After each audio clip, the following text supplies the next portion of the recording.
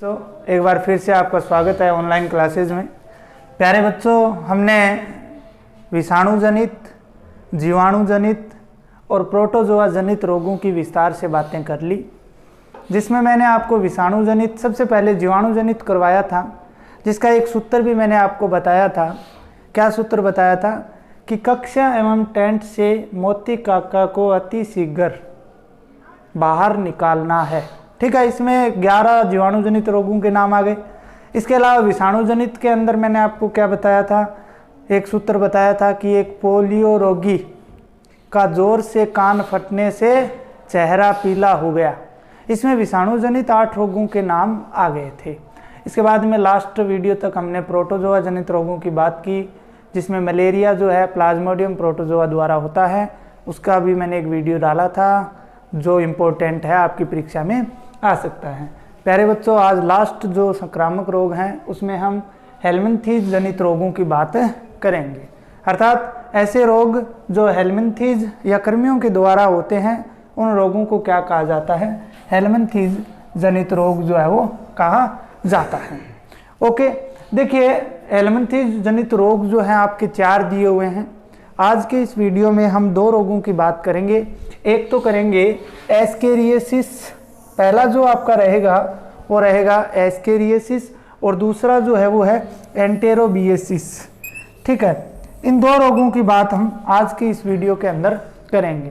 जैसा कि आपको दिखाई दे रहा है बोर्ड के ऊपर, मैंने दोनों लिखे हुए हैं। हम बात करते हैं एक एक पॉइंट की कि इस एस्केरियासिस रोग जो है वो किस हेलमिंथीज द्वारा होता है और इसके क्या लक्षण होते हैं और किस प्रकार से ये कौन कौन से अंगों को प्रभावित करते हैं।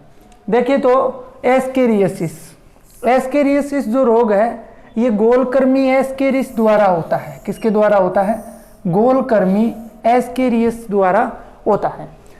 अब महत्वपूर्ण यहाँ पर बात यह है, ये यंग मैन के अंदर नहीं होते हैं, ज़्यादातर ये जो चाइल्ड होते हैं, बच्चे होते हैं, उनमें होते हैं। अर्थात वयस्क व्यक्ति में ये कम होता है, जबकि बच्चों के अंदर ये ज़्यादा होता है। बच्चों के अंदर क्या होता है? ज़्यादा होता है। इसके बाद बात करते हैं इसका प्रसार, मतलब ट्रांसमिशन इसका किस प्रकार से होगा। ये संक्रामक रोग होता है तो ये एक व्यक्ति से दूसरे व्यक्ति में किस प्रकार से जाएगा उसकी बात करते हैं।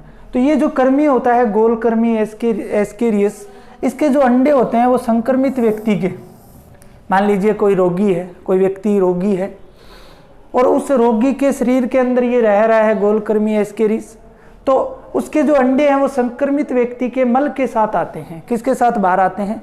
मल के साथ बाहर आ जाते हैं। ठीक है, बाहर आते हैं और वो किस में चले जाते हैं? बाहर जहाँ पे मल त्यागा गया है, मिट्टी, जल, पौधे, इनको सहदूषित कर देते हैं।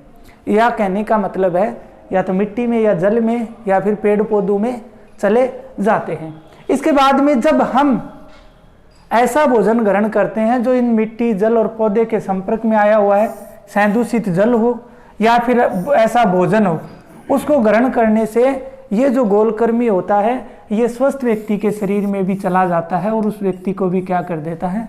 संक्रमित कर देता है। समझ गए प्रसारण कैसे होता है? प्रसारण होता है इस गोलकृमि एस्केरिस के अंडे जो हैं वो संक्रमित व्यक्ति के मल द्वारा बाहर आते हैं।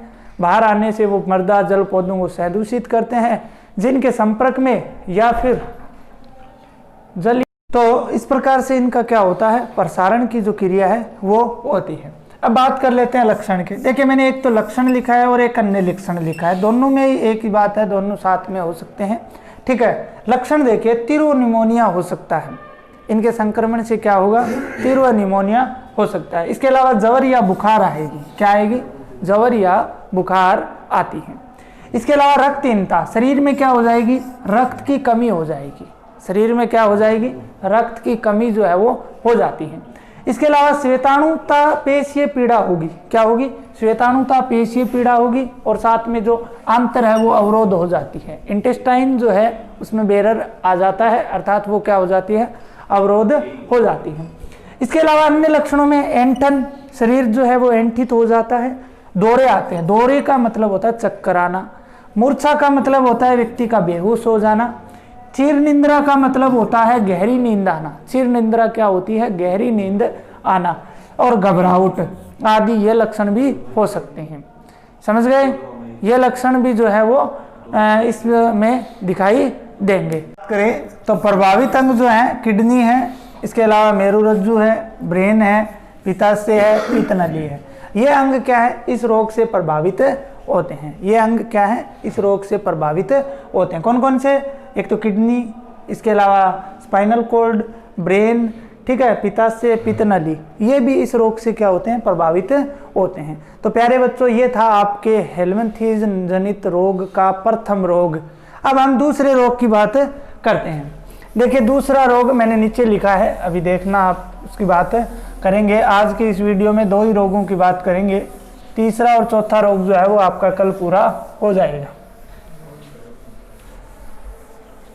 देखो, जैसा कि आपको दिखाई दे रहा है, क्या नाम है, एंटेरोबिएसिस। क्या नाम है, एंटेरोबिएसिस।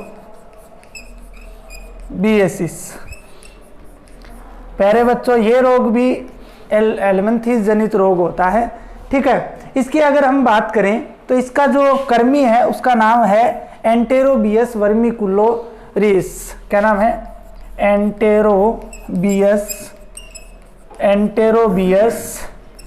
वर्मिकुलेरिस,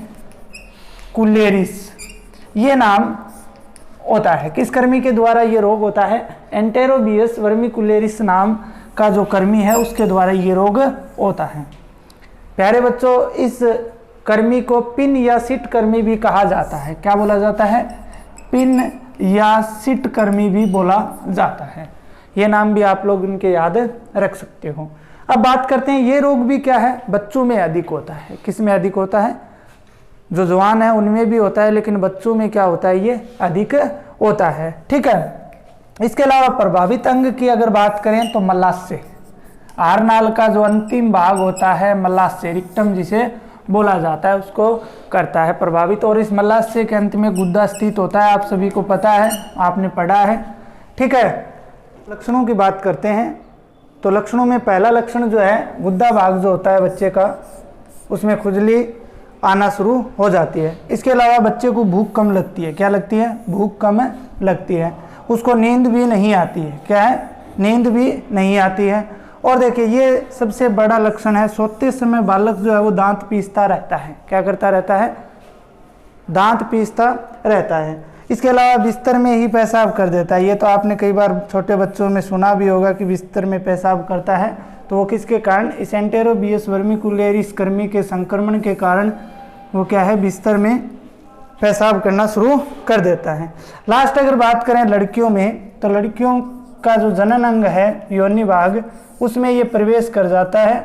और प्रवेश करने के बाद में उसमें योनि भाग से संबंधित जो मैंने रोग का नाम लिखा है, वेजिनिटिस, अर्थात योनि को वेजिना कहा जाता है, उसी से संबंधित ये रोग है।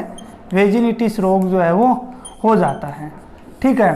तो प्यारे बच्चों, ये था आपके तो आज हमने हेल्मनथीज जनित 2 रोगों की बात की। एक तो एंटेरोबिएसिस और एक जो पहला हमने पढ़ा था एस्केरियासिस, ठीक है ना। 2 रोगों की बात कंप्लीट कर ली है। आगे वाली वीडियो के अंदर हेल्मनथीज जनित 2 रोगों की और बात करेंगे। उसके बाद में हम असंक्रामक रोगों की बात करेंगे, जिसमें आपके सबसे महत्वपूर्ण है कैंसर। आज के लिए इतना ही, धन्यवाद।